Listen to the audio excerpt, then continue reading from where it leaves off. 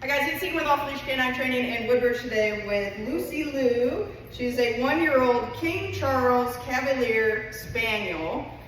She was just dropped off for a 2-week board and train program. The owner did do one of the private lessons, but it was just a lot of work and she's got a busy life, so she decided to do the 2-week board and train instead now.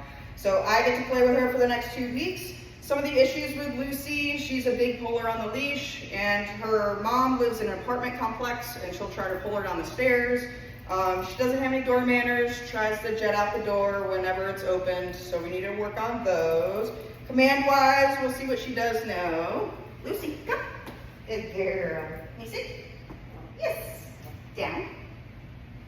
Down. Down. She thinks I'm pointing at a tree. Please. Please. Please. Hesitant with the plays. Please. Oh, yeah, girl. All right, see heel. Yep. Yep, yep, yep. Good.